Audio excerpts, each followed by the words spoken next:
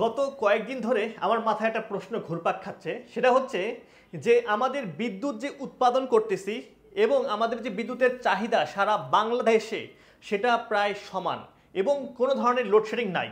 যদি আমরা PGCB power grid company of বাংলাদেশের ওয়েবসাইটে যাই তাহলে গত 16 তারিখে দেখেন আমাদের 21, 22, 23 অর্থাৎ রাত 9টা, 10টা এবং 11টার সময় লোডশেডিং হচ্ছে জিরো। দেখেন কোনো ধরনের লোডশেডিং নাই, অর্থাৎ বিদ্যুৎ উৎপাদন হচ্ছে এবং চাহিদা প্রায় সমান, কোনো ধরনের লোডশেডিং নাই। তারপরেও আমরা কিন্তু মাঝে মাঝে লোডশেডিং পাচ্ছি। তো এই লোডশেডিং পাওয়ার অন্যতম একটা কারণ হচ্ছে আমাদের ইলেকট্রিক্যাল পাওয়ার সিস্টেমে বিভিন্ন ধরনের ফল্ট, এবং এই ফল্টের কারণেই কিন্তু আমাদের মাঝে মাঝে লোডশেডিং হয়। আমরা জানি যে বিদ্যুৎ উৎপাদন থেকে বিদ্যুৎ বিতরণ পর্যন্ত এটা বিশাল একটা নেটওয়ার্ক। তো এই যে নেটওয়ার্কটা, বিদ্যুতের যে নেটওয়ার্কটা, এই নেটওয়ার্কটা মাঝে মাঝেই ফল্ট হতে পারে। তো এই ফল্টগুলো সম্পর্কে আমরা আজকে জানবো। তবে এই লোডশেডিংয়ের কিন্তু আরও কিছু কারণ আছে, সেটা হচ্ছে মেইনটেনেন্সের কারণে লোডশেডিং হয়, বা হচ্ছে আমাদের উৎপাদন ঘাটতি থাকলে তখনও লোডশেডিং হয়। তাহলে আজকের এই ভিডিওতে শুরু করার আগে আমরা দেখব যে আমাদের একটা কোর্স আছে প্রফেশনাল ইলেকট্রিক্যাল ইন্ডাস্ট্রিয়াল ওয়্যারিং, যেই কোর্সের মাধ্যমে আমরা অনলাইন এবং অফলাইন সরাসরি আপনাদের 3 ফেজ ইন্ডাস্ট্রিয়াল ওয়্যারিংয়ের যে কাজগুলো আছে সেখানে আমাদের বিভিন্ন ধরনের starter, DOL starter, reverse forward, star delta starter, তারপরে হচ্ছে বিভিন্ন সিস্টেম, আমাদের হচ্ছে সাবস্টেশন, ফায়ার অ্যালার্ম সিস্টেম, এগুলো নিয়ে আমরা বিস্তারিত আলোচনা করি এবং প্র্যাকটিক্যালি শেখাই। যারা আপনারা সরাসরি আসতে পারবেন না, বিদেশে আছেন, তারা আপনারা অনলাইন কোর্স করতে পারেন। এই অনলাইন কোর্সটা আমি সরাসরি ক্লাস নিয়ে থাকি এই বোর্ডের মাধ্যমে। আর যারা সরাসরি আসতে পারবেন, আমাদের অফলাইন ব্রাঞ্চ আছে সৈয়দপুর এবং ঢাকা, 2 ব্রাঞ্চে এসেই সরাসরি করতে পারবেন। এই কোর্স সম্বন্ধে যাবতীয় বিস্তারিত নিচের যে ফোন নাম্বার আছে সেই ফোন নাম্বারে যোগাযোগ করে আপনারা জানতে পারবেন এবং ভর্তি হতে পারবেন। তাহলে প্রথমে শুরু করি যে আমাদের পাওয়ার সিস্টেম ফল্ট কি। আমরা আসলে এখানে দেখতে পাচ্ছি যে 2টা সার্কিট আছে। দেখেন আমাদের এই সার্কিটে হচ্ছে আমাদের বিদ্যুৎ উৎপাদন হচ্ছে, অর্থাৎ বিদ্যুতের উৎস, এই উৎস থেকে লাইন এসে আমাদের লোডে যায় এবং লোড থেকে বের হয়ে কোথায় যায়, আমাদের আবার সোর্সে অর্থাৎ উৎসে ফেরত যায়। কিন্তু এই যে ফেরত যাচ্ছে এইভাবে যদি থাকে সিস্টেমটা, সেটা হচ্ছে সঠিক সিস্টেম, যেটাকে আমরা বলি কি একটা সার্কিট। কিন্তু যখন এটা বাদ দিয়ে সরাসরি লাইন মাটির সঙ্গে, গ্রাউন্ডের সঙ্গে সম্পর্কিত হয়, বা লাইন এবং নিউট্রাল যখন একখানে হয়ে যায়, সেটাকে আমরা বলি হচ্ছে ফল্ট।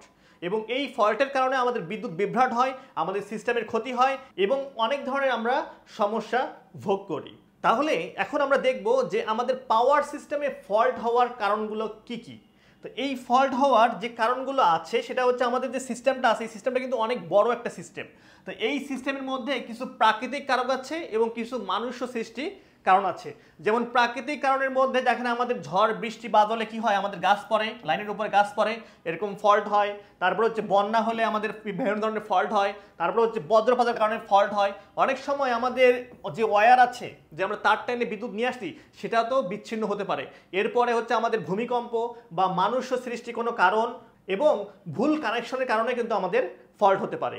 তাহলে দেখি যে আমাদের পাওয়ার সিস্টেমের ফল্টগুলো কত প্রকার কি কি। প্রথমে পাওয়ার সিস্টেমের ফল্টগুলোকে আমরা 2 ভাগে ভাগ করতে পারি। একটা হচ্ছে শর্ট সার্কিট ফল্ট, একটা হচ্ছে কি আমাদের শর্ট সার্কিট ফল্ট, আর একটা হচ্ছে ওপেন সার্কিট ফল্ট। তো শর্ট সার্কিট ফল্ট থেকে আমরা বুঝতে পারতেছি যে লাইন নিউট্রাল, বা 2টা লাইন বা 3টা লাইন একখানে হয়ে যাবে বা মাটির সঙ্গে হয়ে যাবে। আর একটা হচ্ছে কি open circuit fault. Open circuit fault মানে হচ্ছে যে কোনো একটা সার্কিট ওপেন হয়ে যাবে, বিচ্ছিন্ন হয়ে যাবে। তো এই ওপেন সার্কিট যে ফল্টটা আছে, এই ফল্টটা আমরা 3 ভাগে ভাগ করতে পারি। একটা হচ্ছে আমাদের ওয়ান ওপেন কন্ডাক্টর ফল্ট, অর্থাৎ আপনার 3টা ফেজের যে লাইন গেছে সেখানে পল্লী বিদ্যুতের ক্ষেত্রে বেশি হয় এটা, যে কোনো একটা ফেজ মিসিং নাই। এটা আপনার ফিউজ পুড়ে গেলে হতে পারে, লাইন আপনার মিসিং হয়েছে বা কেবল ছিঁড়ে গেছে, এরকম কারণে একটা লাইন মিসিং, মানে একটা লাইন নাই। এটাকে আমরা বলি হচ্ছে one conductor open circuit fault. তারপরে হচ্ছে 2 ওপেন কন্ডাক্টর ফল্ট।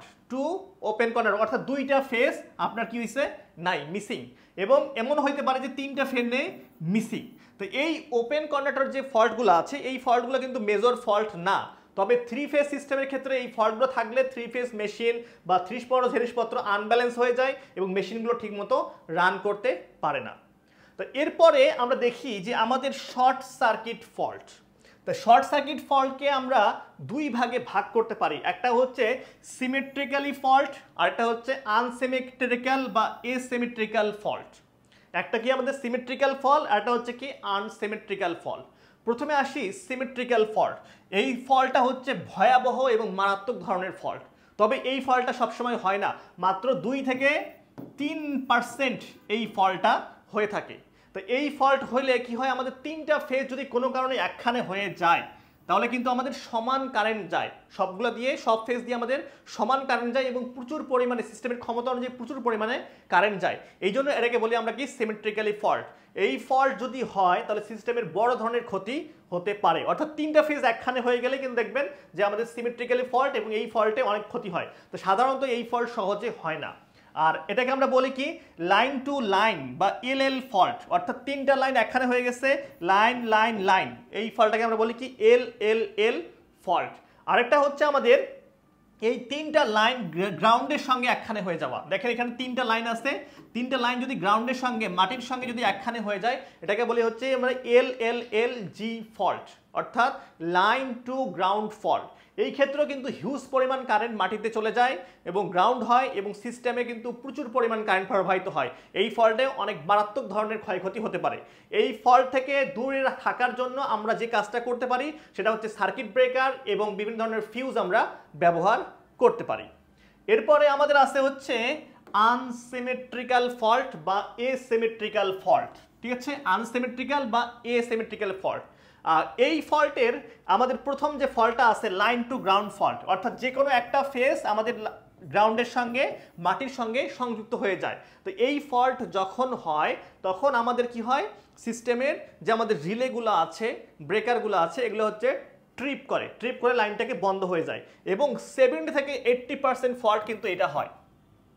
70 থেকে 80% ফল্ট এটা হয়। এটা হয় বিশেষ করে দেখুন এখন হচ্ছে আমাদের কি এপ্রিল মাস, কিছুদিন পরে কালবৈশাখী ঝড় আসবে, ঝড় আসলে গাছ পড়বে, বৃষ্টি বাদলের সময় ডাল পড়বে, এই ডাল পড়া গাছ পড়া এরকম বিভিন্ন সময়ে আমাদের এই লাইন টু গ্রাউন্ড ফল্টটা হয়ে থাকে। এরপরে আছে আমাদের হচ্ছে লাইন টু লাইন ফল্ট, অর্থাৎ একটা লাইনের সঙ্গে আরেকটা লাইন আমাদের কোনোভাবেই যদি সংযোগ হয়ে যায় সেটাকে আমরা বলি লাইন টু লাইন ফল্ট। এবং আরেকটা হচ্ছে আমাদের double line to ground fault, অর্থাৎ 2টা লাইন আমাদের গ্রাউন্ডের সঙ্গে সম্পর্কিত হয়ে যাচ্ছে, সেটাকে আমরা বলি হচ্ছে line to line ground fault. তাহলে আমরা এই ক্লাস থেকে বুঝতে পারলাম যে পাওয়ার সিস্টেমের কোন কোন ধরনের ফল্ট হইতে পারে এবং এই ফল্টের কারণে কিন্তু আমাদের লোডশেডিং হয়। তাই সেটাকে আমরা লোডশেডিং বলতে পারি না, সেটা হচ্ছে ফল্টের কারণে বিদ্যুৎটা বন্ধ রাখা হয়। ফল্ট সলভ করার পরে বিদ্যুৎটাকে সচল করা হয়।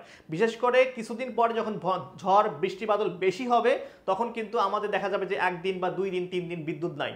তো এর কারণেও আমাদের কিন্তু বিদ্যুৎ সরবরাহ ব্যাঘাত ঘটে। এই ফল্টগুলোকে কমানোর জন্য আমরা একটা ভালো কাজ করতে পারি, সেটা হচ্ছে আন্ডারগ্রাউন্ড ক্যাবল স্থাপন পদ্ধতি। তবে এটা সব জায়গায় সম্পূর্ণ করা খুবই কঠিন বিষয়। এটা শহর অঞ্চলে যেখানে অনেক ঘনবসতিপূর্ণ সেখানে আমরা আন্ডারগ্রাউন্ড ক্যাবল স্থাপন করতে পারি। তাহলে কি হবে, আমাদের গাছের পাতা পড়ে যে গাছ পড়ে বা গাছের লাইন পড়ে বা ঝড়ে যে আমাদের বিদ্যুৎ বন্ধ হয়, ফল্ট হয়ে, সেই ফল্টটা হবে না। তাহলে আজকের ভিডিওটা এই পর্যন্ত। আর সর্বশেষ একটি কথা আমি বারবার বলি যে নিজে ভালো থাকবেন, অপরকে ভালো রাখবেন। ধন্যবাদ।